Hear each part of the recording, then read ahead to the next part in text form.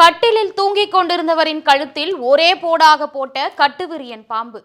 சொந்த மகன்களே தந்தையை பாம்பை ஏவி கொலை செய்த கொடூரம். விசாரணையில் வெளிவந்த பகீர் உண்மைகள். நடந்தது என்ன? திருவள்ளூர் மாவட்டம் திருத்தணி அடுத்த பொதட்டூர்பேட்டை பகுதியை சேர்ந்தவர் கணேசன்.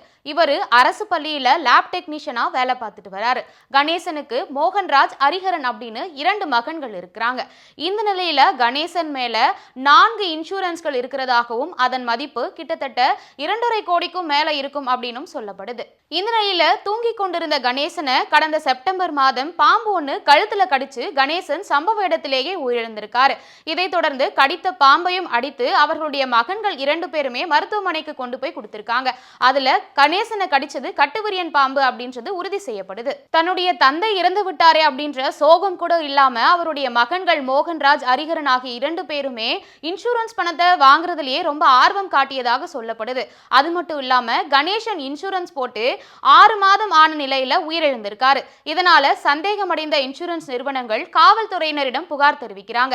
இதனால விசாரணையை துரிதப்படுத்திய காவல்துறையினர் காட்டுக்குள் உலவும் கட்டுவிரியன் பாம்பு கணேசனுடைய கழுத்துல கடித்தது எப்படி அப்படின்னு காவல்துறையினருக்கு சந்தேகம் ஏற்படுது. சந்தேகத்தின் அடிப்படையில கணேசனுடைய மகன்கள் மோகன்ராஜ் மற்றும் ஹரிஹரன் ஆகிய 2 பேரின் தொலைபேசி உரையாடல்களையும் காவல்துறையினர் ஆய்வு செய்து பார்க்கும்போது பல திடுக்கிடும் உண்மைகள் வெளியே வருது.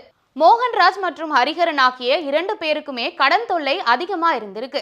இந்த நிலையில கணேசன் மேல கிட்டத்தட்ட 2.5 கோடி ரூபாய்க்கும் மேல காப்பீட்டு தொகை இருக்கிறத தெரிஞ்சுக்கிட்ட இவங்க 2 பேருமே தந்தையை கொன்னுட்டு வரக்கூடிய இன்சூரன்ஸ் பணத்தை 2 பேருமே பங்கு போட்டு கடனை அடைச்சிட்டு சந்தோஷமா வாழலாம் அப்படின்னு முடிவெடுத்து முதல்ல ஒரு ராஜநாகத்தை எடுத்துட்டு வந்து தூங்கிட்டு இருந்த கணேசனுடைய அறையில விட்டுருக்காங்க.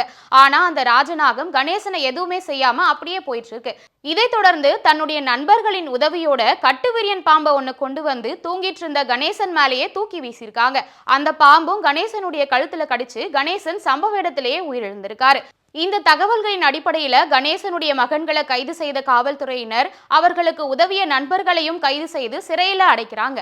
இன்சூரன்ஸ் பணத்துக்கு ஆசைப்பட்டு சொந்த அப்பாவை பெத்த மகன்களே பாம்பை ஏவி கொலை செய்திருக்கக்கூடிய இந்த சம்பவம் அந்த பகுதியில பேசு பொருளா மாறி இருக்கு. 22 அக்டோபர் தேதி பொடட்டூர்பேட் போலீஸ் ஸ்டேஷன்ல நமக்கு ஒரு கம்ப்ளைண்ட் வந்தது. அந்த கம்ப்ளைண்ட்ல ஒருத்தர் திரு கணேசன் சொல்லி இங்கே கவர்மெண்ட் கேர்ள்ஸ் ஹையர் செகண்டரி ஸ்கூல்ல லேப் அசிஸ்டண்டா இருக்காங்க.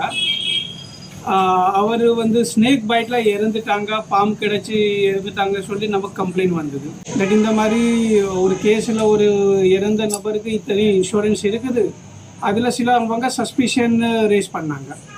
ஸோ அந்த கம்யூனிகேஷன் படி நமக்கு இங்கே நடக்கக்கூடிய இன்வெஸ்டிகேஷனோட ப்ரோக்ரஸ் படி நிறைய financial documents, cellphone documents and other insurance related documents analyse பண்ணி இன்னைக்கு ஒரு சில அக்யூஸ்டு பிடிச்சாங்க. அந்த அக்யூஸ்டு என்ன ஒத்துக்கிட்டாங்கன்னா, தட் ஆமாம் இது ஸ்னேக் பைட் கிடையாது, இது வந்து ஒரு கோல்டு பிளட்டட் ஒரு பிளான்டு மர்டர் கேஸ். டிசீஸ்டு திரு கணேசனுக்கு 2 சன்ஸ் இருக்கிறாங்க, மோகன்ராஜ் அண்ட் ஹரிஹரன். அவங்க 2 பேர் அலாங் வித் அவங்களோட சில அசோசியேட்ஸ், டோட்டல் ஒரு கிட்டத்தட்ட ஒரு 6 பேர் சேர்த்து இந்த ஒஃபென்ஸு பண்ணுறதுக்காக ஒரு ஸ்னேக் ஏற்பாடு பண்ணி அவங்களோட சொந்த ஃபாதருக்கு வந்து கடிச்சு வச்சிட்டாங்க. அதனால அவங்களுக்கு இன்சூரன்ஸில் நிறைய லாபம் வரும்னு சொல்லி இந்த டோட்டல் பிளான் பண்ணி ஒரு ஆக்சிடென்டல் ஸ்னேக் பைட் ஆன இன்சிடென்ட் மாதிரி கொண்டு வந்தாங்க.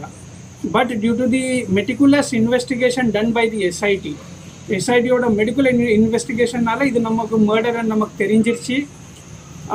6 பேருமே செக்யூர் பண்ணியிருக்கோம். இதில் ஃபர்தர் இன்வெஸ்டிகேஷன் இப்போ போயிட்டு இருக்கு.